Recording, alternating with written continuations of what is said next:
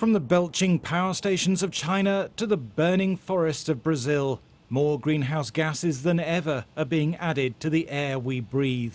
New research by the United Nations Environment Programme shows emissions are climbing and the world is lacking the collective political will to do anything about it.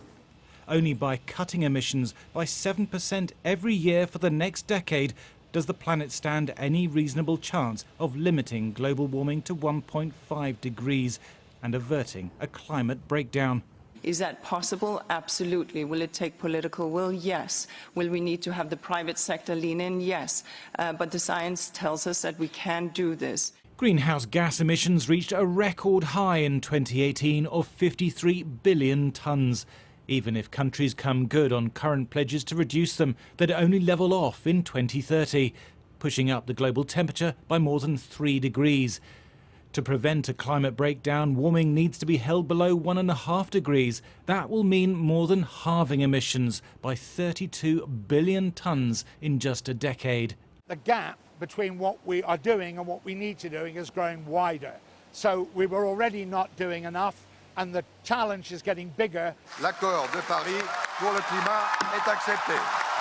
The G20 nations, the countries with the biggest economies, account for more than 3/4 of all emissions. But just 5, including the UK, have committed to all but eliminating greenhouse gases. China is increasing the amount of energy it gets from coal faster than the rest of the world is consigning it to history. The horrible, costly, one-sided Paris Climate Accord. In the United States, President Trump has signed the papers to withdraw from the World Climate Deal. And in Brazil, the government has encouraged the Amazon to be cleared to make way for economic development. The climate emergency is here and now. So it's happening to people, it's happening to wildlife. So we're seeing impacts on people already at 1 degree. We're seeing sea levels rise. We're seeing animals having to move from their home. We're seeing habitat destruction.